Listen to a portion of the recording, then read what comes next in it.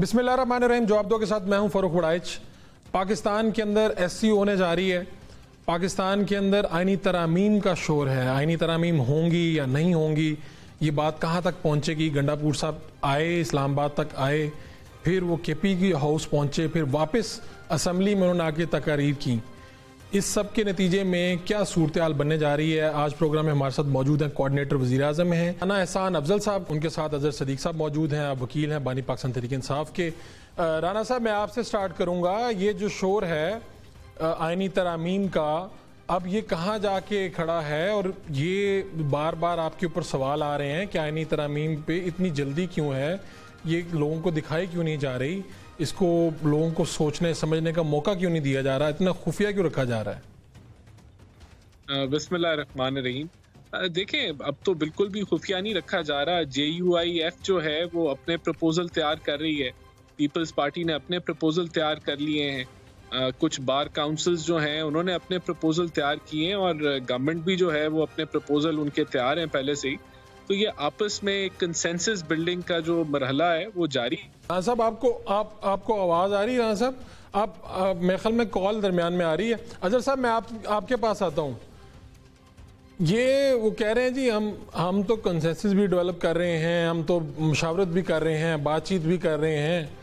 ये पाकिस्तान तहरीक इंसाफ को कोई मसला है मेरे ख्याल में, वो हमारे पर एतराज़ करते रहते हैं। तो कम निकले, बहुत निकले, अरमा पर कम निकले। हंसना मुस्कुराना क्या कहें हम, यानी सच भी बताएं तो बुरा लग जाता है। 54 तरामीम जो है वो बाकायदा, अच्छा वो सॉरी, वो तो इनको पता ही नहीं था। वो तो जहां बनी, वो जिन्होंने तैयार की उन्होंने तो किसी को हवा भी नहीं लगाई। और जब काबीना का इजलास होने से पहले वो बल्कि व्हाट्सएप भी नहीं सुना आया मैंने। वो व्हाट्सएप भी बाद में आया, एक वो कागज थमा दिया गया, ये है तरामीम। तो उनके मुंह से निकला अपना आजम जी तारड़ से ये मुसवदा तो मैंने भी नहीं देखा। यानी वजीर कानून जिसके छत्र छाया के नीचे ये बनना था, ड्राफ्ट्समैन ने तैयार करना था और काबीना के सामने मंजूरी लेकर, और आपको पता है कि अगर अच्छा वो पेश नहीं करना था तो ऐसी क्या जल्दी थी कि जनाब नेशनल असेंबली का इजलास लेट हो रहा है, बुलाया हुआ है, सेनेट का इजलास भी बुलाया है, लेट हो रहा है, सारा कुछ बना के रखा हुआ है। वो तो भांडा फोड़ दिया जनाब मौलाना फजलुर रहमान साहब ने। वो तो मुसीबत बढ़ गई इनको।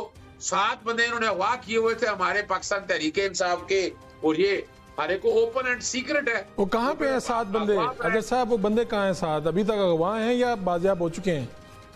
वो अब बाजियाब हो चुके हुए हैं, अब आगे हुए हैं, अब वो अपने घरों में आ गए। वो देखे ना, ये थे अगवा बराए तब्दीली आइन। ये जो अगवा था ना, आपको पता है अगवा बराए बयान तो पुरानी बात हो गई थी ना, तो ये लाकर ये करना चाहते थे।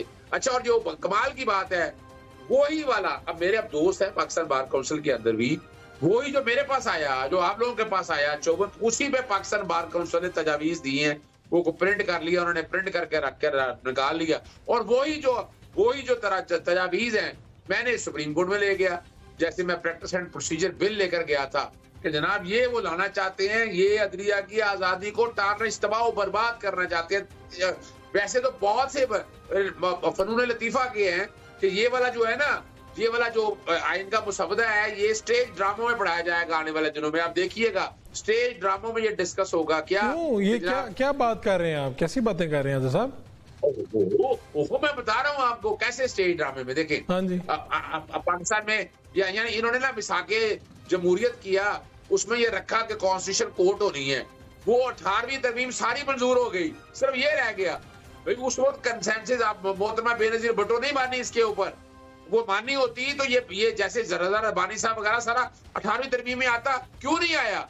यानी ये कोई सवाल नहीं पूछता उनसे। मैं बता देता हूँ कि वो कोई कंसेंसस नहीं हुआ था, इसलिए उसको साइड में रख दिया गया। बाकी जितनी तरामीम की थी वो हो गई। अब मजाक कैसे बनना है कि जैसे काजी फाइज साहब अपने घर जाने वाले हैं, उन शाम पैगी ऐसा घर जाना है और किने किने जाना है बिलो दे घर, वो तो बखरी अलहदा बात है ना कि वो आज आप कभी शायरी सुना रहे हैं, कभी स्टेज वाली बातें कर रहे हैं, कभी आज खैर है। क्या आपका मूड है अजहर साहब? हुआ क्या है?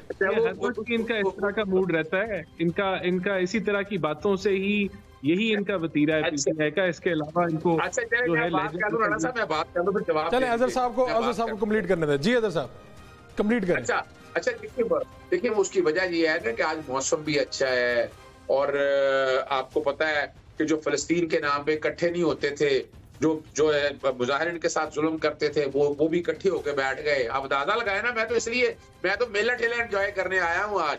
अब वो करना क्या है इन्हें अब समझ नहीं आ रही कि एक तो जस्टिस काजी फायद ईसा को सिस्टम को प्रोटेक्शन उन्हीं की वजह से है कि ये सुप्रीम कोर्ट से निकल के अपनी एक अदालत बनाई जाए, उसका नाम फेडरल कॉन्स्टिट्यूशन, वो कला नहीं बनने देंगे, उनकी लाशों से बनेगा, ये मैं बता दूंगा। चले अजहर भाई आपकी तरफ हम दोबारा आते हैं, मुझे पॉइंट अब उधर से भी ले लेने दें। राना साहब, ये क्या बात है 7 अफराद का अगवा आईनी तरामीम के लिए, कैसे होती हैं आईनी तरामीम? ये जो इन्होंने इल्ज़ाम लगाया है, आप इसके बारे में पहले तो बता दें और फिर अगली बात करें। देखिए, अगवा अगर कोई हुआ है तो नहीं होना चाहिए, लेकिन अगर कोई अगवा हुआ है वो आके अपना बयान दे, अपनी FIR कटवाए और कानून जो है वो कार्रवाई करेगा। बहरहाल हम तो कंसेंसस बिल्डिंग के अंदर बिलीव करते हैं। हम JUIF से भी जो है मुशावरत में हैं, हम पीपल्स पार्टी से भी मुशावरत में हैं, MQM और दीगर जमातों के साथ हम एक पेज पे आने की कोशिश कर रहे हैं कि आईनी तरामीम हो। और ये कहना कि ये कोई ऐसी तरामीम है कोई हम कोई ईजाद करने जा रहे हैं, ये बिल्कुल झूठ और प्रोपेगेंडा है। अगर हम आईनी अदालतों की बात कर रहे हैं तो आईनी अदालतें जो हैं वो 80 से ज़ायद मुल्कों के अंदर एग्जिस्ट करती हैं। अगर एग्जेक्टिव या पार्लियामेंट के अंदर से कोई जुडिशरी की कोई सिलेक्शन का मैकेनिज्म हो तो वो भी दर्जनों ममालिक में इसी तरह जुडिशरी जो है वो सिलेक्ट होती है। और यही तरीकाकार है कि एग्जेक्टिव पार्लियामेंट की बॉडी कोई या कमेटी जो है वो उनकी सिलेक्शन करती है। तो ये भी कोई ऐसी चीज़ नहीं प्रपोज की जो कि अनहोनी हो। अगर एज के ऊपर कोई बढ़ाना है तो वो मुख्तलिफ ममालिक आजकल दुनिया के अंदर वो कर रहे हैं। अगर हम बात कर रहे हैं कि जजेस की परफॉर्मेंस के ऊपर एक क्राइटेरिया होना चाहिए तो वो भी बिल्कुल एक जेन्युइन बात है। तो ये देखें, बात इनको खौफ किस चीज़ का है? पहली बात तो ये कि अगर 2/3 होगी तो फिर ही ये आईनी तरमीम होगी, और 2/3 अगर हो कंसेंसस किसी चीज़ के ऊपर तो फिर पार्लियामेंट का हक है कि वो जो है वो तरामीम लेके आए। और ये कहना कि ये कोई जल्दी क्या है, देखें इसको तो बहुत पहले हो जाना चाहिए था। नहीं, वो आजम साहब ने बयान दिया था ना, उसी की आड़ में वो कह रहे हैं ना। आजम साहब ने कहा अभी तो मुझे मिला मसवदा, जिस दिन सबको खबरें चल रही थी कि इजलास आ चुका है, बैठे हुए हैं लोग, और उस दिन उन्होंने कहा मुझे मसवदा मिला, रात गए वो मसवदा उनको मिला था कहीं, उसी की आड़ में। अगर गवर्नमेंट ने उस वक्त कुछ जरा जल्दी करने की कोशिश की तो गवर्नमेंट को उसका नुकसान पहुंचा कि वो तरामीम नहीं हो सकी। तो अब इसीलिए हम लार्जर कंसेंसस की तरफ अब बढ़ चुके हैं और हम पूरी उम्मीद हैं कि एक लार्जर कंसेंसस डेवलप होगा। एक ब्रोकन जो जुडिशल सिस्टम है जहां जजेस अपनी खुद अपॉइंटमेंट करते हैं और एक ही चेंबर से एक ही किस्म के हम ख्याल जजेस आते हैं, और उसी वजह से इस निज़ाम के अंदर इतना जो है कह लें कि दुनिया के अंदर बॉटम 10 में रैंक्ड है। तो मैं समझता हूं कि बिल्कुल आईनी तरमीम की तरफ हम बढ़ रहे हैं, कंसेंसस बिल्डिंग हो रही है। अब आप पे भी तो इल्जाम लगेगा कि अगर आप हम ख्याल जजेस की बात कर रहे हैं तो जब आप ये सिस्टम ला रहे हैं तो इस पे कैसे, यानी इतनी शफाफियत कैसे होगी कि आपके ऊपर इल्जाम ना आए कि ये आपके हम ख्याल जजेस ना हो जो आप कोड बनाने जा रहे हैं? इस सब को कैसे इंश्योर करेंगे? देखिए, ये तो फिर इसमें जो दुनिया के अंदर जो प्रैक्टिसेस हैं, मैंने आपको बताया कि जो सिलेक्शन ऑफ जजेस का जो निज़ाम होता है उसके अंदर पार्लियामेंट, कुछ मुल्कों में पार्लियामेंट अपना किरदार अदा करती है, कुछ मुल्कों में एग्जेक्टिव एक सिलेक्शन करती है, फिर कॉन्स्टिट्यूशनल जो कोर्ट्स हैं उसमें चारों सूबों की नुमाइंदगी की बात हो रही है। तो ये ऐसा ही मैकेनिज्म बनेगा जिसके अंदर सब जमातों का जब कंसेंसस होगा तो एक ऐसा बेहतर निज़ाम ही आएगा जो आज के बुसीदा निज़ाम से बेहतर होगा। चले अजहर साहब, एक बात को कि हमारी कोई जिद नहीं है, जो अगर अच्छी कोई प्रपोजल आते हैं किसी और जमात से, पाकिस्तान तहरीक इंसाफ से भी प्रपोजल आए, अच्छी तजावीज हो तो आप उसको भी एक्सेप्ट करेंगे, उसको भी शामिल करेंगे? बिल्कुल। गुफ्तगू का सिलसिला जारी है। राना एहसान साहब से भी पूछेंगे, ये SCO हो रही है इस्लामाबाद में, क्या हालात हैं? पाकिस्तान के लिए कोई अच्छी खबर है? तो एक short commercial break. Welcome back. अच्छा अजहर साहब, ये क्या है? देखें ना, इतनी उनकी नीयत में तो कुछ ऐसा नहीं है। वो कह रहे हैं आए बैठे, कोई तजावीज़ देनी है दें, शामिल करवाएं।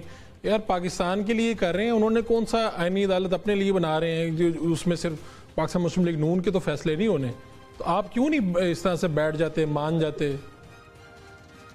अच्छा ना, वो किसी की लड़की घर से भागनी थी।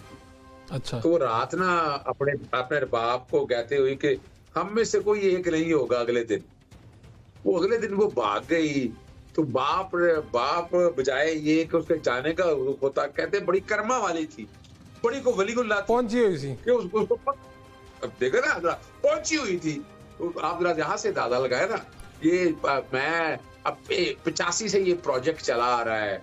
मिसाके जमहूरियत में आकर मुझे समझ नहीं आई कि ऐसा क्या हो क्या गया कि ये 6 महीने के अंदर या 2.5 सालों के अंदर, बेसिकली तो 6 महीने के बाद, पहले तो उन्होंने ख्याल ही नहीं आया 2/3 अक्सरियत का। 6 महीनों के अंदर आकर ये इलेक्शन गवर्नमेंट आई तो आईनी तरमीम का ख्वाब आ गया, या तो किसी पीर ने इनको वो निकाल दिया। पार्लियामान मिलके कर रहा है ना, अब इसमें जेयूआई फे भी शामिल होगी पीपल्स पार्टी की। जी, पार्लियामान अगर कर रहा होता ना, तो आपको पता है 4 हाईकोर्टों में दरखास्त दायर हुई कि ये जो मसवदा है, ये मसवदा आवाम को तो बताया जाए। जब उस वक्त 18वीं तरमीम हुई थी तो 9 महीने कंसेंसस बिल्ड हुआ था, अवाम को पता था ये तरमीम आ रही है, वो तरमीम आ रही है। इसके लिए कोर्टों में गए। लाहौर हाईकोर्ट के जस्टिस आली अली ने आज फैसला महफूज किया। पेशावर हाईकोर्ट ने कहा कि जनाब हो सकता है हम इसमें लार्जर बेंच बना दें, और बाकायदा नोटिस कर दिया। इस तरह इस्लामाबाद हाईकोर्ट के उन्होंने एतराज दूर किया, चीफ जस्टिस आमिर फारूक साहब ने रख दिया। देखिए इसमें कोई हर्ज नहीं है। हमने आईनी तरमीम जो प्रपोज की है, मैं छोटा सा एक कंपैरिजन कर देता हूँ। इन्होंने आईनी तरमीम प्रपोज की कि जनाब चीफ जस्टिस या फेडरल शरीयत कोर्ट काजी फायद ईसा को बचाना कैसे है, फेडरल शरीयत कोर्ट के अंदर कहाँ लिखा हुआ है काजी फायद ईसा को बचाना कैसे, कहाँ लिखा है? फेडरल कॉन्स्टिट्यूशन कोर्ट ना, देखिए अब ये आखिर हमारे भी दोस्त है ना नून लीग के अंदर, हमारे भी कुछ चिड़िया कबूतर और को बाज रखे हुए हैं हमने वो सारी बातों को। अब यानी बताती है ना, एक्शन स्पीक्स लाउडर देन है ना। यानी मिसाल के तौर पर आर्टिकल 217 में तरमीम करनी थी, इन्होंने कहा जनाब चीफ इलेक्शन कमिश्नर अभी रहेगा जब तक नया नहीं आ जाता। क्या मतलब है इसका भाई? अजहर साहब आपका पॉइंट तो आ गया। राना एहसान साहब से मैं इसलिए क्योंकि उन्हें वज़ीर-ए-आज़म उससे बुलावे आ रहे हैं और हमें नज़र भी आ रहे हैं, मैं चाह रहा हूँ उनका पॉइंट एक मरतबा में ले लूँ, फिर हम 2-4 मिनट में इसे वाइंड अप करें।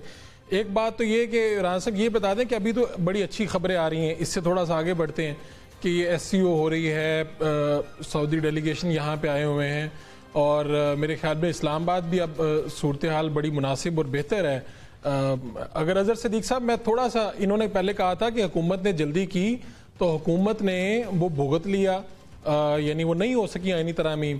तो आप भी थोड़ा सा आज इस प्रोग्राम के जरिए कह दें कि भाई अगर पाकिस्तान में कुछ अच्छा होने जा रहा है, कोई आला सती वफूद आ रहे हैं, तो हम भी कोई ऐसा एहतजाज नहीं करेंगे। कोई ये जो आप पे पाकिस्तान तहरीक साहब पे ख़ास तौर पे एक धब्बा है कि जब भी कुछ बड़ा होने जाता है तो ये एहतजाज या धरना ज़रूर करते हैं, तो आज आप भी खुल के कह दें कि भाई ऐसा कुछ नहीं होगा, अगले 10-15 दिन आराम से गुजरेंगे।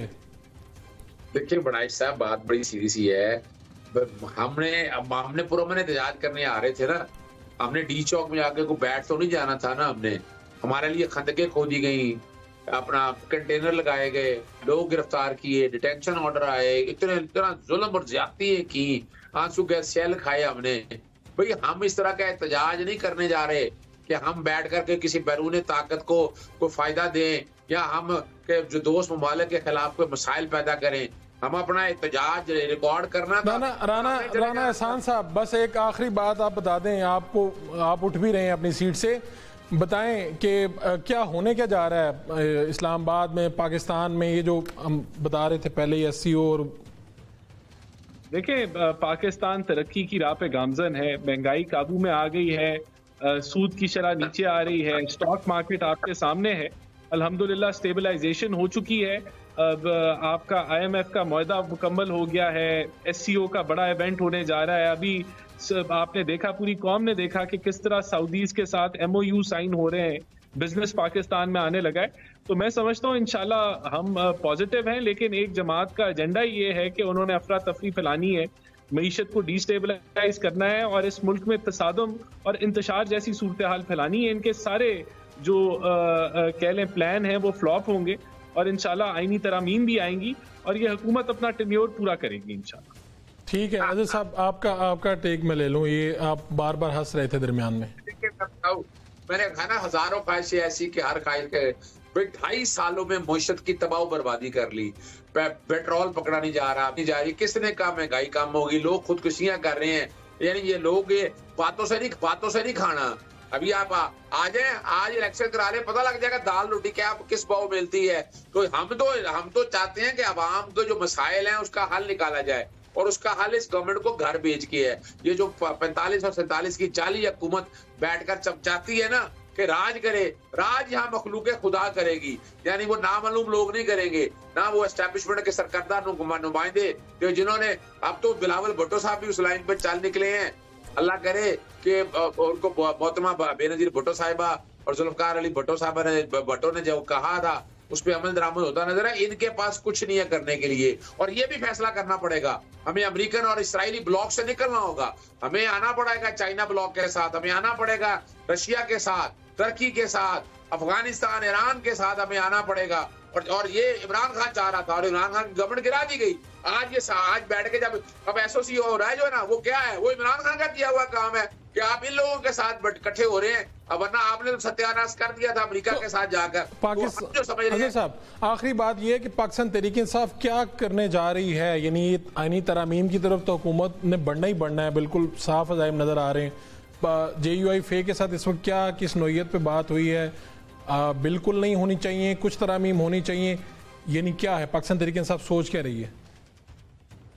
देखिए, एक बात तो बड़ी वाज़ेह तौर पर है, हम इस तरह की किसी आईनी तरामीम की, और ये जो कि जाली असेंबली है 45 और 47 की, इसकी नुमाइंदा असेंबली आए वो तरामीम करे तो कोई हर्ज नहीं है। हमें इस असेंबली से तो हम नहीं समझते हैं लेजिटिमाइज हम इसको इस तरह से कर दें। पहली तो बात ये है। दूसरी, जो वोकला हमारी जो कमेटी है आने वाले बनने वाली है, वोकला जो तजवीज करेंगे कि ये आईनी तरामीम होनी है, वोकला के साथ मिलके, सियासी जमातों के साथ मिलके हम वो आईनी तजवीज की तरफ सोचेंगे कि आगे जाना है या नहीं जाना। एहतजाज हमारा जारी रहेगा, प्रोटेस्ट हमारे जारी रहेंगे इस वस्तायत के खिलाफ, और इमरान खान की राय के लिए हमारी जदोजहद जारी रहेगी। हम एहतजाजों से बाज नहीं आएंगे। ये जो अभी हुआ था एहतजाज, इसमें जो गंडापुर साहब के हवाले से खदशात रहे पार्टी के, ये वो दुरुस्त हो गए हैं सबके? कहते हैं कि जी वो बिल्कुल एतमाद में लिए बगैर कोई इस तरह से उन्होंने हरकतें की हैं या रुपोश हो गए थे वहाँ से जो चलता रहा। क्या पाकिस्तान तहरीक इंसाफ को कोई उनसे पूछा गया कि भाई तो आप कहाँ थे वो इतने घंटों का, अभी तक मामला हल नहीं हुआ? वो देखिए ना जी ना, हमारी इंटरनल हम इंटरनल मुतमईन है उनके हवाले से। इमरान खान साहब से जब मुलाकात होगी वो क्लैरिफिकेशन वो हमारे लीडर देंगे। लेकिन हम बता दें, जहाँ तक अली मीन गंडापुर ने अब जब से शुरू से तकलीफ बर्दाश्त करके आज तक वो जिस तरह लड़ रहा है, जिस तरह आ रहा है, यानी वो कम से कम वो लीडर है, दुम दबा के भागा नहीं है। जो हमें से दुम दबा के भाग गए वो एक अलग इशू है, और वो आज भुगते फिर रहे हैं। तो ये खड़े हुए हैं और ये असूलों पे लड़ भी रहे हैं। और इमरान खान जब तक आशीर्वाद है, इमरान खान साहब जब तक अली मीन गंडापुर को साइड पे नहीं करते, हम पाबंद हैं, हम उनके साथ चलेंगे और उन्हीं के साथ चल रहे हैं। वो उनके गिले शिकवे हमारे बड़े अपनी जगह रहे, लेकिन इसका मुराद ये नहीं है कि वो कॉम्प्रोमाइज हो गए हैं या ऐसे हालात हैं। वो जब इमरान खान से मिलेंगे, अगर इमरान खान ने कुछ सेटिस्फाई कर लेंगे इन चीजों का। और अभी तक तो फिलहाल आपके सामने एक बंद किया, यानी देखे ना, आप अंदाजा लगाएं हालात क्या किए हैं। इमरान खान से मुलाकात नहीं हो रही, ना होने दे रहे हैं। कितनी देर हो गई है, कितने दिन गुजर गए इस बात? मेरा जहां तक आप मेरा ख्याल है आज को 12-13 दिन तो हो गए हैं। और यानी मेरी मुलाकात कहा क्या जा रहा है? 19 सितंबर मुझे याद है अच्छी तरह, लास्ट मेरी मुलाकात 19 सितंबर को होने लगी, वो भी हाई कोर्ट के ऑर्डर्स के बाद। उसके बाद होने नहीं दी गई मुलाकात। तो मुलाकात तो इतना आसान नहीं, लेकिन याद रखिएगा कि इमरान खान ना कोई डील लेगा, ना किसी डील पे यकीन करता है, ना कोई NRO लेगा। वो असूलों पे खड़ा है, और असूलों पे जब वो खड़े हैं तो पार्टी तो हर हालत में खड़ी है। पार्टी मसाइल अपनी जगह है, लेकिन हम इसको मंतकी अंजाम तक लेकर जाएंगे। अच्छा, और मैं आखिरी बात वाइंड अप इस पे है कि आईनी तरामीम में आपने कहा किसी सूरत नहीं होने देंगे। तो सवाल ही पैदा नहीं होता। आईनी तरामीम वो वाली होने देंगे कि जो अगर असेंबली को लेजिटिमेसी मिल जाती है, और वोकला जो है, वोकला बरादरी जो है, और हमारे इत्तेहादी इस बात पे मुत्तफिक हुए। बहुत शुक्रिया अजय सिद्दीक साहब, आपने वक्त दिया। यहाँ पे वेलकम बैक। हमारे साथ सीनियर सियासतदान साबिक गवर्नर सिंध मोहम्मद जुबैर उमर साहब मौजूद हैं। जुबैर उमर साहब, खुशामदीद आपको। क्या देख रहे हैं सूरत हाल अब पाकिस्तान में? तो मईशत की बहाली का कुछ सफ़र कहा जा रहा है कि शुरू हो चुका है, IPPs के साथ माहिदों की खबर आई है। वज़ीर आज़म साहब कह रहे हैं कि सालाना 411 अरब रुपये बचेंगे। सऊदी वफद आया हुआ है, आप क्या देख रहे हैं? देखें, एक जहां हमारी जब पीडीएम की हुकूमत ने अप्रैल 2022 में हुकूमत संभाली थी और उसके बाद बतदरीज जो पाकिस्तान की मईशत के उसके बाद 16 महीने में हालत हुई थी, किसी भी मईशत के इंडिकेटर के हवाले से, महंगाई में, बेरोज़गारी में, गुर्बत में, कर्ज़ों में बेपनाह इजाफे के हवाले से, हर एरिया में, तो वो इतना रॉक बॉटम हमने हिट कर दिया था, जिसको कहते हैं ना, उससे नीचे जा ही नहीं सकते थे। तो अगर 35%, 36% महंगाई कंसिस्टेंटली हो रही थी, तो उधर से जब आप वापस थोड़ा सा रीज़नेबल कुछ करेंगे तो वो इम्प्रूवमेंट ही नज़र आएगी। लेकिन अगर आप ये कहेंगे कि मईशत हमारी अभी पॉजिटिव ट्रेंड पर शुरू हो गई है, तो वो इस वजह से नहीं हुई है कि सबसे इम्पॉर्टेंट इंडिकेटर्स जो होते हैं एक ग्रोथ का होता है, जिसकी बिना पर आवाम को रोज़गार मिलता है। वो अभी तक ग्रोथ अभी तक आई नहीं है। और मुश्किल ये है कि ग्रोथ लाने के लिए आपको बड़ा रिस्क लेना पड़ेगा। रिस्क इस तरह से होता है कि आप इकॉनमी अपनी ओपन करेंगे तो इंपोर्ट्स को ओपन करना पड़ेगा, उसके लिए आपको फॉरेन एक्सचेंज चाहिए। फॉरेन एक्सचेंज हमारे पास है नहीं, तो इस वक्त भी हम रुक रुक के आगे बढ़ने की कोशिश कर रहे हैं। तो मईशत जाहिर सी बात है बहुत बुरी हाल में है, लेकिन अगर आप ये कहेंगे कि पिछले साल इस वक्त के मुकाबले में तो बिल्कुल इम्प्रूवमेंट है। लेकिन ये इस वजह से इम्प्रूवमेंट नज़र आ रही है कि पहले नीचे जो गई थी तो वहाँ से तो थोड़ा बहुत हमने इम्प्रूव ही करना था। अगर हम अपने कर्ज़ों की हालत देख लें और पावर्टी की फ़िगर्स देख लें, अनएम्प्लॉयमेंट की फ़िगर्स देख लें, तो अभी भी आपको वो जो सीरियस चैलेंजेस हैं मईशत के हवाले से वो आपको नज़र आएंगे। फॉरेन डायरेक्ट इन्वेस्टमेंट के हवाले से देख लें, 50 साल में इतनी कम इन्वेस्टमेंट रेशो कब नहीं था जितना आपने सऊदी डेलीगेशन की बात की है। आपने देखा होगा कि हमारे वज़ीर आज़म काफ़ी दफ़ा सऊदी अरेबिया गए हैं, वहाँ से भी डेलीगेशंस आए हैं, बिज़नेस ही के हवाले से आए हैं। लेकिन बावजूद इन सब कोशिशों के 50 साल की सबसे कम तरीन सतह पर हमारा इन्वेस्टमेंट रेशो है इस वक्त। So there are serious challenges. Let's hope कि ये जो थोड़ा थोड़ा करके इम्प्रूव होना शुरू हुआ है, इसमें कोई तेज़ी आए तो फिर आगे जाके पता चलेगा कि हम इस मुश्किल से निकल गए हैं।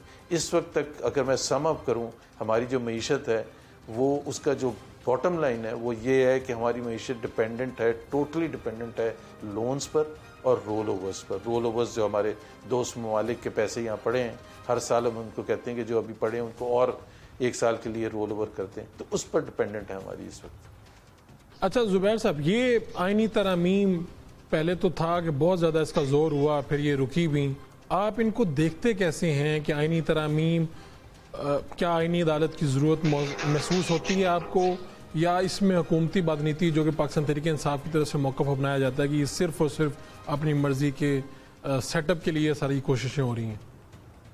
देखिए, दो एस्पेक्ट्स हैं क्यों आईनी तरामीम को अपोज करना। हर एक का सिर्फ पीटीआई का काम नहीं, मेरा ख्याल है हर एक को अपोज करना चाहिए।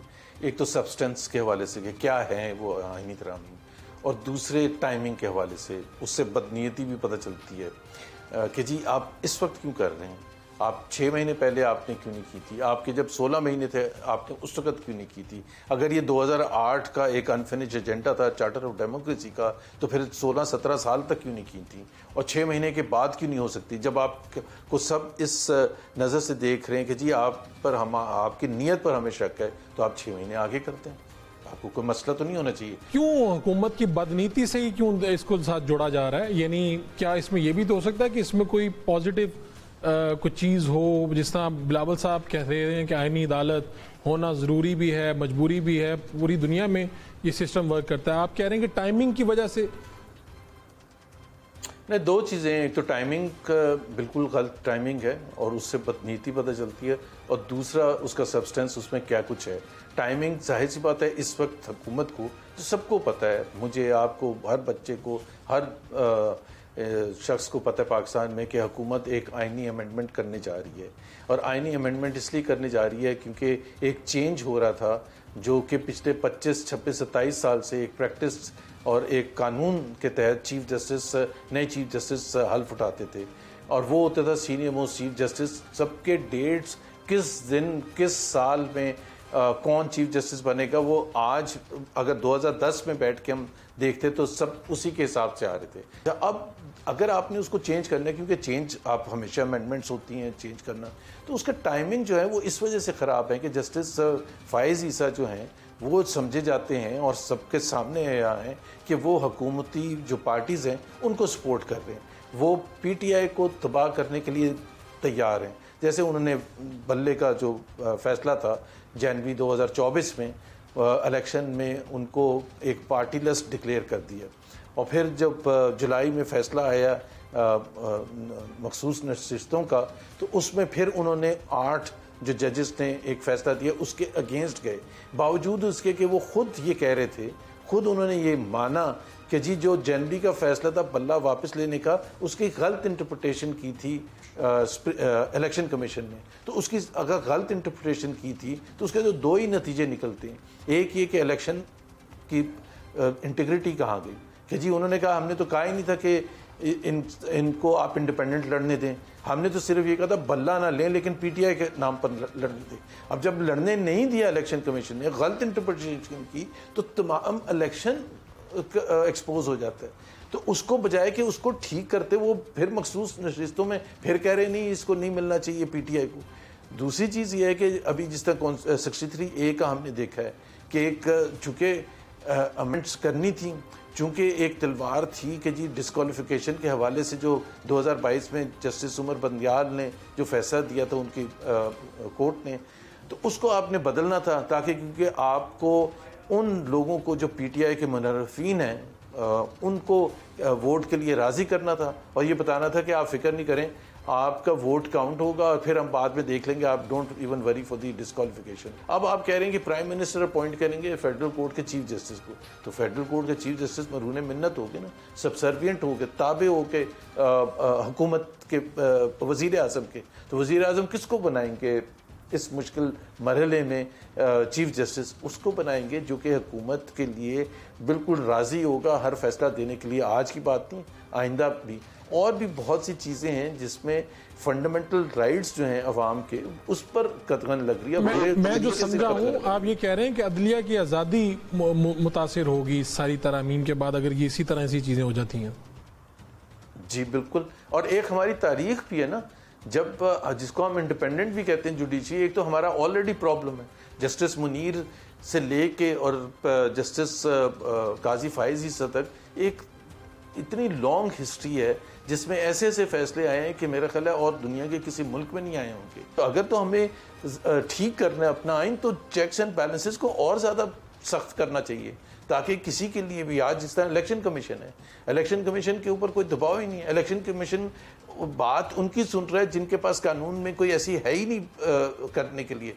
8-2 का फैसला आ गया, उन्होंने कहा नहीं हम इम्प्लीमेंट करते, अब इसका क्या कर सकते हैं? तो इसमें तो कानून को आप और सख्त करें कि ताकि आप सुप्रीम कोर्ट के पास कोई ऐसी पावर्स दें जो कि इनके ऊपर कोई केस फाइल कर सके, इनको आर्टिकल 6 लगा सके, ताकि आइंदा किसी की हिम्मत ना हो कि जी सुप्रीम कोर्ट का, अगर सुप्रीम कोर्ट का फैसला ही नहीं कोई मानेगा तो फायदा क्या है? How do we go forward?